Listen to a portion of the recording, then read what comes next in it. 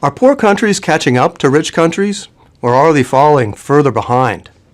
Said another way, is there divergence or convergence between standards of living in different countries over time?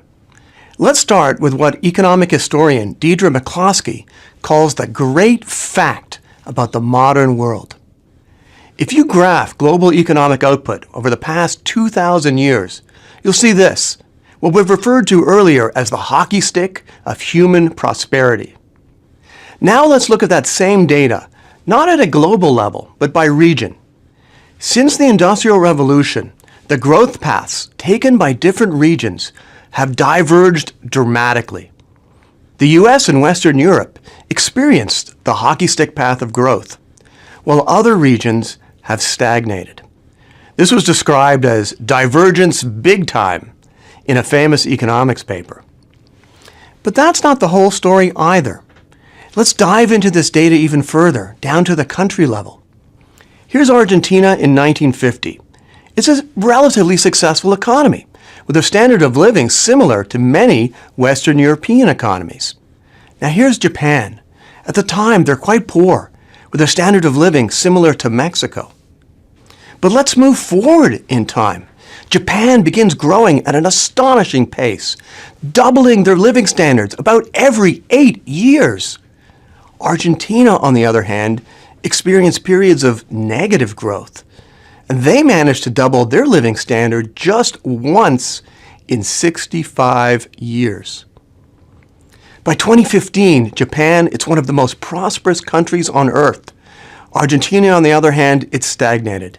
It went from double the standard of living in Japan in 1950 to Japan being twice as prosperous as Argentina today. Japan is a growth miracle, with a standard of living over 10 times higher now than in 1950. Other growth miracles have occurred in South Korea and China. And India today looks like it may have started down the hockey stick path of prosperity. So the good news is that with the right factors in place, a poor country, it can not only grow, but it can grow quickly and catch up to developed countries.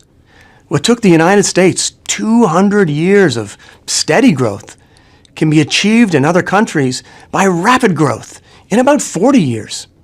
Catch-up can happen in a generation or two.